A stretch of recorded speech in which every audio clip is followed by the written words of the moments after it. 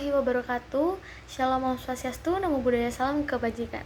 Perkenalkan, nama aku Anggia Frelfrika Sihaan dengan NIM 2301444. Di video kali ini aku akan memaparkan judul yang aku dapatkan untuk artikel yang akan aku buat, yaitu judulnya adalah Menyatukan Alam dengan Pariwisata, Peran Ekowisata dalam Pengembangan Pariwisata Berkelanjutan. Nah, apa sih alasan aku memilih judul tersebut? Yang pertama, aku mau judul ini tuh berfokus pada peran ekowisatanya. Jadi, dengan menyoroti peran ekowisata itu, judul ini memberi pembaca untuk mempunyai pemahaman bahwa ekowisata itu tidak hanya sebagai alternatif pariwisata, tetapi juga sebagai solusi yang aktif dalam pengembangan pariwisata yang berkelanjutan. Nah, ini mengarahkan perhatian pada kontribusi ekowisata dalam membangun ekosistem yang sehat dan mendukung kesejahteraan ekonomi masyarakat lokal. Terus yang kedua ada menyampaikan tujuan artikel secara tepat. Itu judul ini kan mencerminkan bahwa ekowisata dapat berperan penting dalam pengembangan pariwisata berkelanjutan. Nah, dengan memilih kata peran, saya mengisyaratkan bahwa ekowisata memiliki kontribusi nih yang signifikan yang penting dalam mengelola pariwisata, tidak hanya menguntungkan tetapi juga mempertimbangkan dampaknya untuk jangka panjang terhadap alam dan masyarakat. Terus yang terakhir, aku ingin judul ini tuh menggugah rasa penasaran calon pembaca, karena kan aku mencantumkan menyatukan alam dengan pariwisata.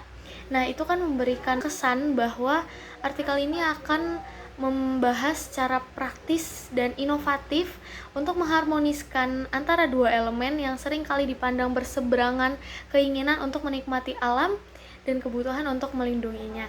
Nah, ini dapat menarik calon pembaca yang peduli terhadap masa depan pariwisata. Referensi-referensi yang sudah aku dapatkan itu, aku dapat 18 referensi. Yang pertama ada pengembangan pariwisata berkelanjutan melalui ekowisata yang dikarang oleh Moh Agus Sutiarso. Terus yang kedua ada peluang ekowisata dalam industri 4.0 di Indonesia yang dikarang sendiri oleh Bayu Rama. Terus yang ketiga ada partisipasi masyarakat lokal dalam pengembangan ekowisata yang dikarang oleh Kaharudin, Satyawan Putiamoko, Chavit Vandeli, dan Wisnu Martani. Terus yang keempat ada analisis potensi dan strategi pengembangan ekowisata daerah penyangga Taman Nasional Waikambas yang dikarang oleh Sigi Pramono, Imam Ahmad, Rohmat Indra Borman. Terus yang kelima ada strategi pengembangan potensi ekowisata di Desa Malatisuka, yaitu dikarang oleh Fauzia Hanum. Yang keenam ada pengembangan ekowisata di Indonesia yang dikarang oleh Muhammad Rahmi Mutasim dan Kurniawati Indasari. Terus yang ketujuh ada pengembangan ekowisata di Wawo dalam meningkatkan pendapatan masyarakat Desa Maria, Kecamatan Wawo, Kabupaten Bima, yang ditulis oleh Firman Syakus Mayadi dan Aris Munandar dan Muhsanan. Terus yang kedelapan ada pelatihan media sosial Instagram untuk sarana promosi ekowisata yang dikarang oleh Muhammad Hashim Syah Batubara, Nurmalina, Awal Kurnia Putra Nasution, Agus Mawati, dan Ayu Maharani. Yang kesembilan ada strategi pengembangan ekowisata dalam mendukung konservasi alam Danau Toba, Danau Tahai, yaitu dikarang oleh Vivi Friskila Angela.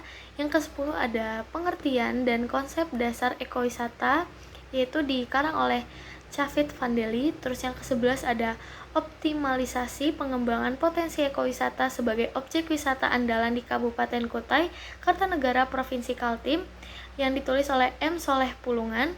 Terus yang ke-12 ada pengembangan pariwisata kawasan Gede Bage berbasis ekowisata yang dikarang oleh Lia Afriza, Antirianti, dan Septi Indrayanti.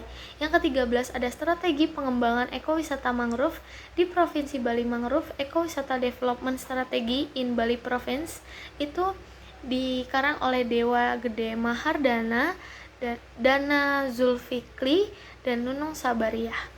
Terus yang ke-14 ada analisis kluterisasi strategi ekowisata berkelanjutan di Kabupaten Maluku Tengah yang dikarang oleh Joseph R. Patiruhul, Aisyah Asnawi, dan Lucy R. Lopis. 15 ada strategi pengembangan ekowisata mangrove di kawasan Klawalu, Kota Sorong, yaitu dikarang oleh Marcel Fritz Manoso, Dwi Indah Widyayanti, dan Roger R. Tabelesi. Yang ke-16 ada pengembangan pariwisata berkelanjutan melalui ekowisata di Desa Dolok Martumbur, Kabupaten Tapanuli Utara. Itu dikarang oleh Elita Tambunan. Dan 17 itu ada strategi pengembangan potensi wisata sebagai upaya peningkatan eksistensi ekowisata dan meningkatkan ekonomi masyarakat pada desa wisata Kampung Terih. Itu dikarang oleh Rati Anggraini dan Dewi Komida Marheni. Dan yang terakhir 18 Post COVID-19 Challenges for Sustainable Community Based Ecotourism, a case study of rural community in Sabah, North Borneo. Itu dikarang oleh Jakaria Dasan, Fatima Ahmedi, Zameza Samsul, Elia Gadong, Coswald Stephen Sipaut, dan Muhammad Safri Jeffrey. Nah, itu referensi-referensi tadi yang aku dapatkan untuk membuat artikel nanti. Nah, terus ada kira-kira hasil penelitian yang didapatkan itu seperti apa sih? Nah, aku mau nanti hasil artikel itu ada dampak positif ekowisata terhadap lingkungan, yaitu pelestarian alamnya, praktik konservasinya, dan restorasi ekosistem. Dan yang kedua ada pengaruh ekowisata terhadap ekonomi lokal, yaitu peningkatan pendapatan masyarakat, pengelolaan sumber daya alam yang berkelanjutan, dan modal ekonomi berkelanjutan.